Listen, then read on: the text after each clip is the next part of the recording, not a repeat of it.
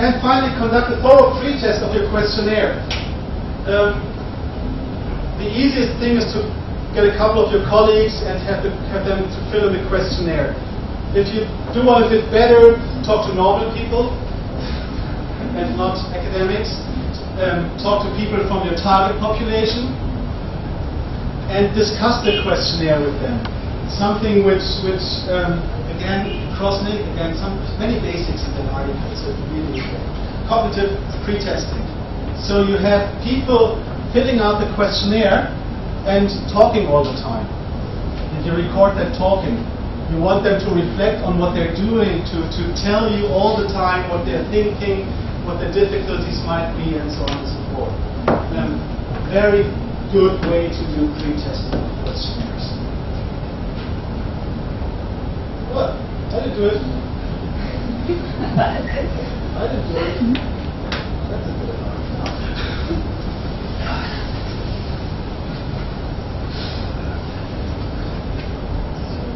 You see, there's a lot to come, and I'm not sure how much we. But when are we finishing today? 1:15 officially? Yes. Yeah. Give me another 10 minutes, and then we'll be done. Then we've still got plenty of time for discussions. So the structure of a question, we do a bit more question stuff now, right? Sometimes there's an introduction to a question, then there's the actual question, the stimulus that you want people to respond to, and then there's the answer options. Example, introduction, let us now talk about democracy in Austria.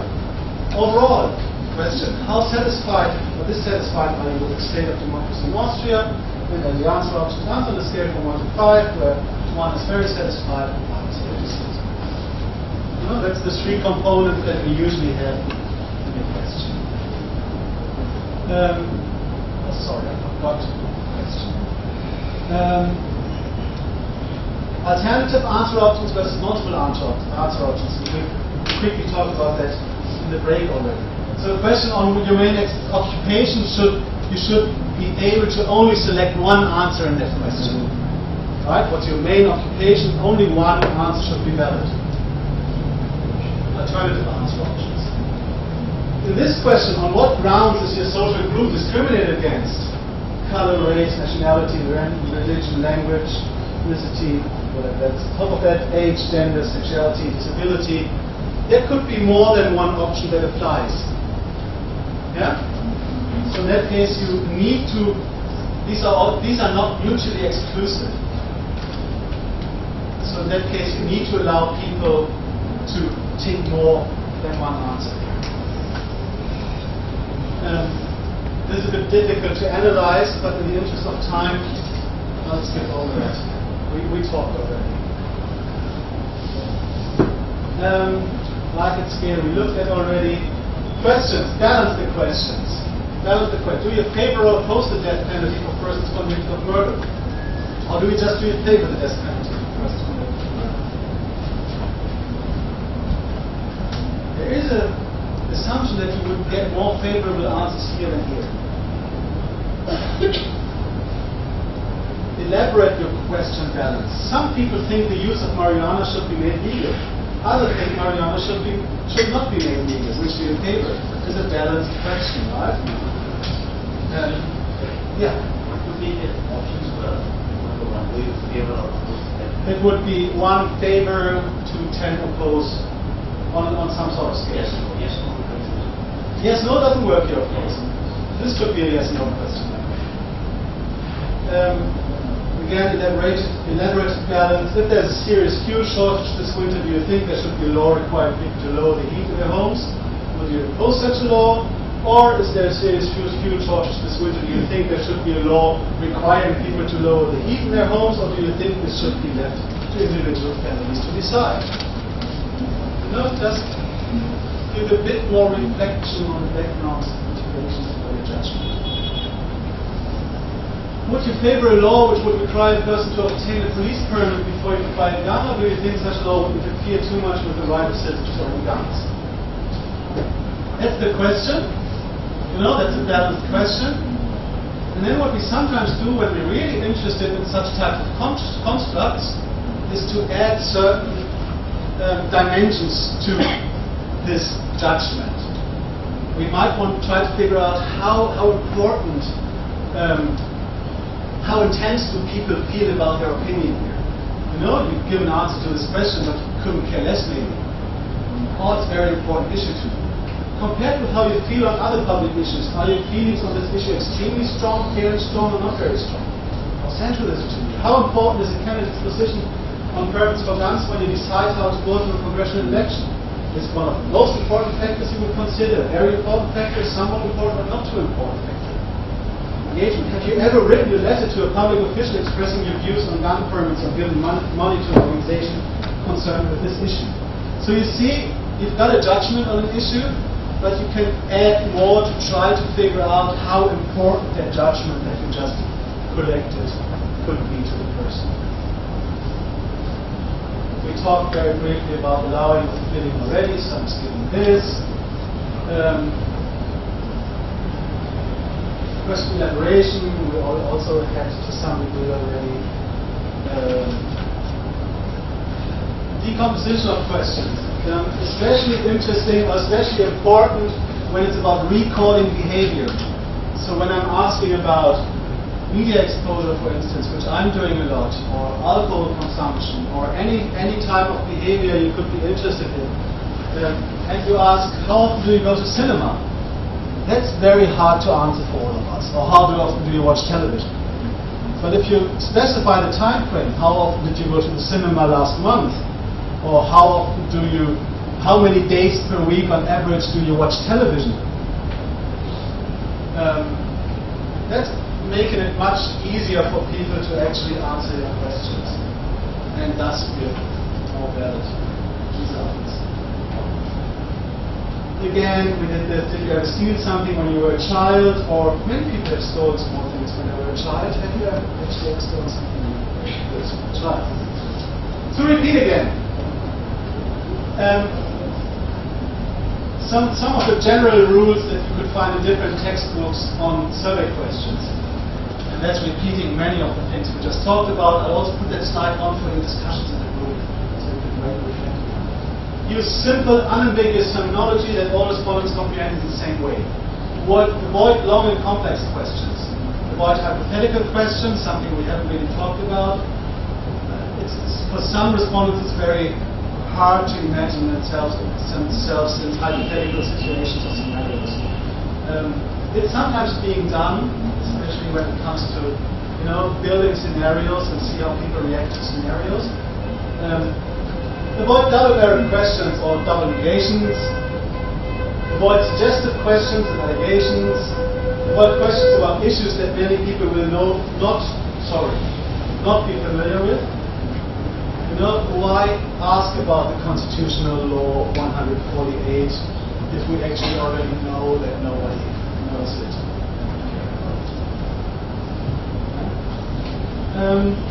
Use questions with a clear temporal anchor point, thing we just talked about, especially for behavior recall. Use answer categories that are comprehensive and mutually exclusive. We talked about that. Make sure the context of the question does not affect answers, order effects, stuff like that. Define unclear terminology if you need it in your question. And again, avoid jargon, avoid colloquial language, and avoid abbreviations as well. Even if you think they are very common abbreviations, there might still be people who would not agree.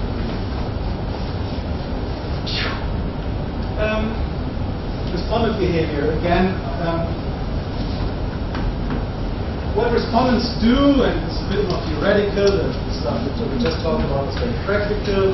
Respondent behavior can affect data quality, and we addressed some of the issues already when we just talked about it, when we just talked about the questions. This relates to the cognitive process of answering survey questions, really, and Krosnick and others have outlined 4 steps doing so. The first step we do when we answer survey questions, we interpret the question and use its intent and try to understand what the question wants from the information. Second, we search our memory for relevant information that we need to make the judgment to fulfill the task. Third, we integrate that information to a single judgment. Because we all know our brain is a network thing with many different connections between different bits of information.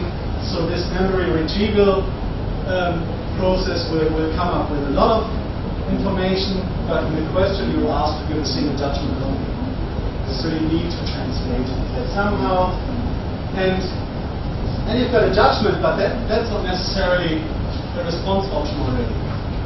So do you like party X? No, many things come to mind, or I actually quite like party X. So what are the answer options now? And then pick an answer. So that's more or less 4 steps that are involved here. And if you think about it, this requires quite a bit of effort actually to do. It's not something which we very easily do, especially when it comes to long questionnaires and difficult questionnaires and various topics. We have to jump around different topics all the time. Not a trivial task, really. So that means that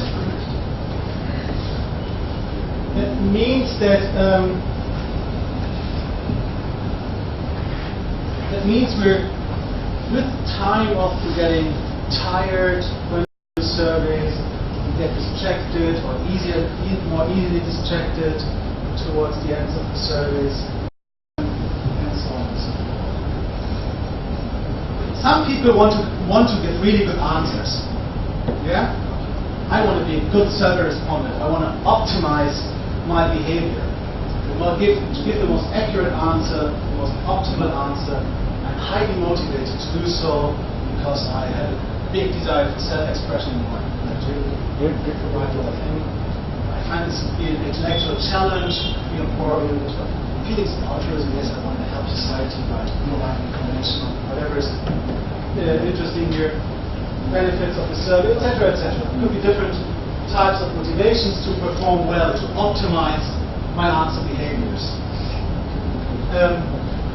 But there's also a lot that don't have these motivations, that agree to hold a survey because they automatically comply. Yeah? And many people are like that.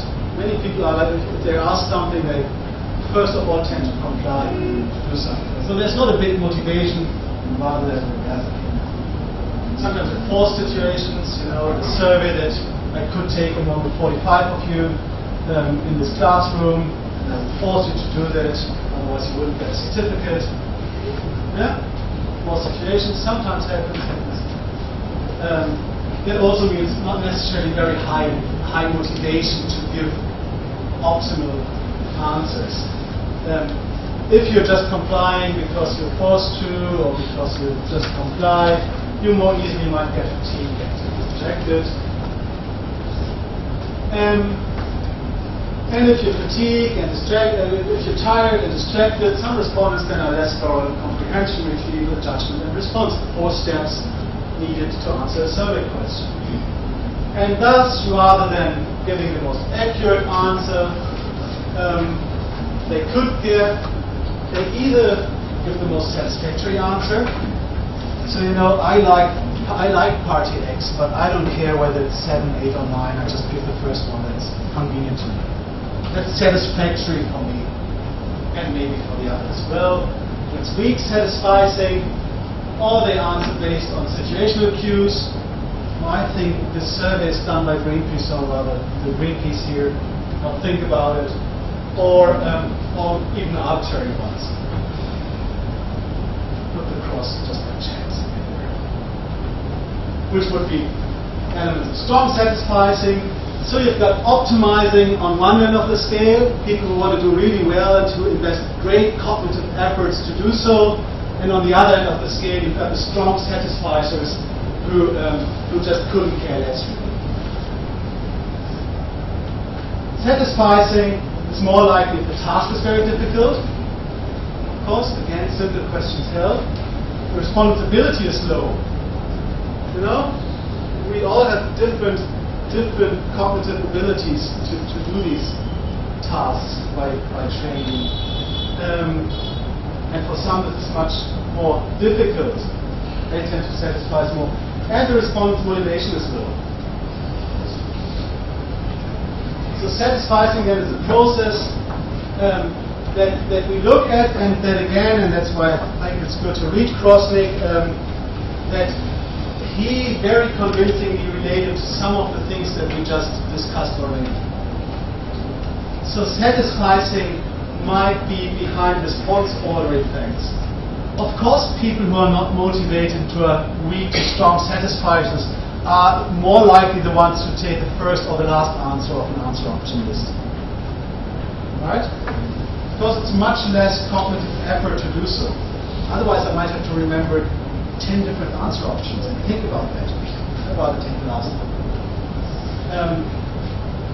There tends to be a confirmatory bias among those who are satisfied, complying to different or certain types of formulations, really. Differences between ratings and rankings he tries to explain by satisficing behavior, and even the use of no opinions he tries to relate to satisficing behavior. Again, good piece to look at. Krosnick has done so, and he introduced this idea to the literature, which has been taken up quite well, I think. I think I'm pretty much done, except for the fact that I want to show you, just by one example, if you're interested in attitudes towards politics, political trust, political cynicism, and you open one of these books that we looked at earlier, there's a lot out there. Trust in the government scale, the political trust scale, you have the system evaluation scale, you have the trust in government scale, the trust in incumbency, Congress, and presidency items, trust in member of Congress scale, incumbent-based trust scale, confidence in government and other institutions scale, political cynicism scale, which could be maybe it's the reverse of trust.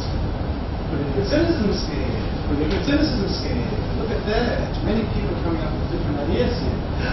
Again, a political cynicism scale, regime-based trust scale, political Meridian index, political support scale, democratic legitimacy scale. This is being maybe a bit more abstract now. It's called for democratic institutions, it's called for political community. I'm almost at the end of my thing. So, there's a concept out there that you're interested in, and it does make sense to consider what others have been doing. All these scales were validated to some degree. Some have been implemented by big people in the field. So, try to engage with us. And these were all multiple item scales. So, if you test for multiple item scales, if you have many things testing one concept, basically, and we quickly talked about that. Look at whether these many things actually measure some latent construct, some underlying factor. Whether these 5 questions, these 5 items actually do measure political trust in this case. And for that we would look at scale reliabilities, there's alphas. I usually run a factor analysis, a confirmatory factor analysis ideally. Run other types of principal component analysis to test this. And it's important to report this in your publications. To say, I've got a 5-item measure of political trust, item 1, 2, 3, 4, 5. They all form a reliable scale with an alpha of ideally 0.8 or higher, 0.7 or higher.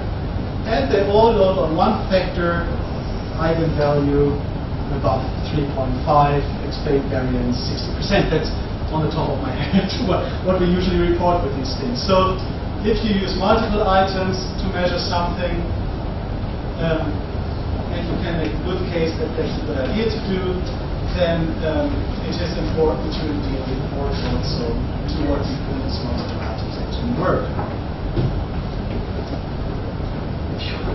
Done.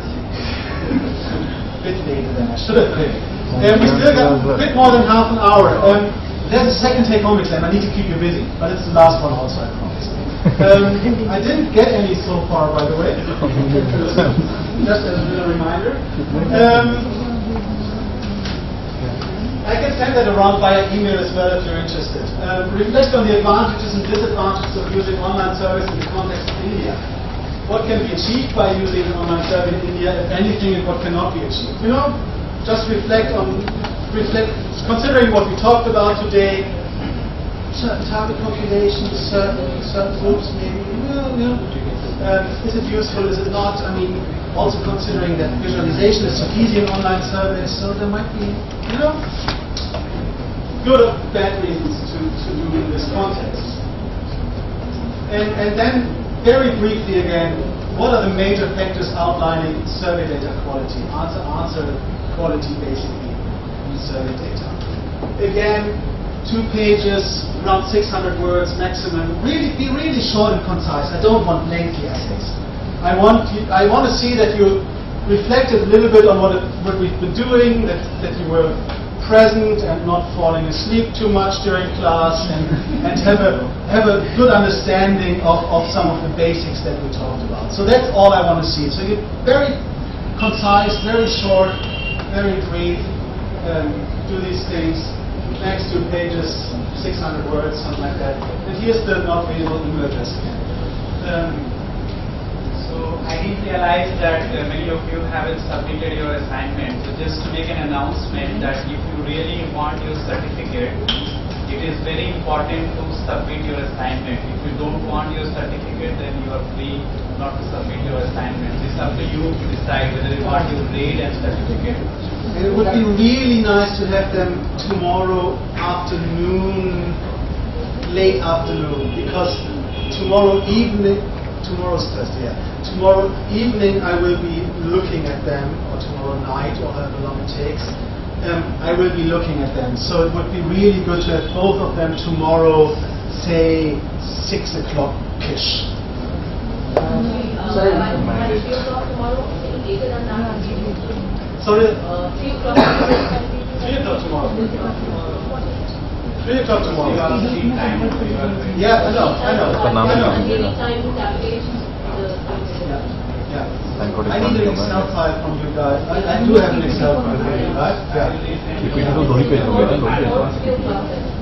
So tomorrow 3 o'clock if possible. And if it's half an hour later, it's fine. If it's 2 hours later, Sorry, there's a question there. Sorry, I had a difficulty downloading the video whatever you sent. It was corrupt. That will take the exam one. So if you could send it again. This slide. No, it's actually. Actually, I didn't note it down yesterday. That's great. I had difficulties. I had to zip. I had to zip the slides, and I'm sorry for that, but they were otherwise too big to send via Google Mail. So I hope that worked for all of you. Otherwise, yeah, indeed try to organize something amongst you if you couldn't open it.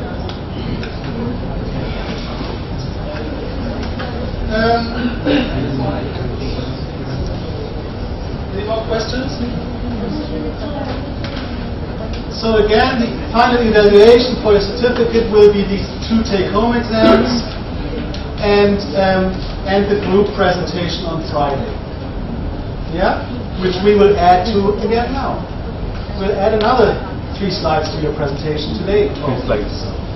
That hopefully already started to exist somewhere on some computer. So I want you I think most of the projects that I heard about would actually do some sort of survey research anyway. Now there's a few of you who are doing content analysis research, which is also great, and nothing wrong with that. But for the exercise today, for your study today, try to come up with, 2 concepts, even of your content analysis work, that would be interesting to measure in the survey, and then try to formulate concrete survey questions for your concept measurement.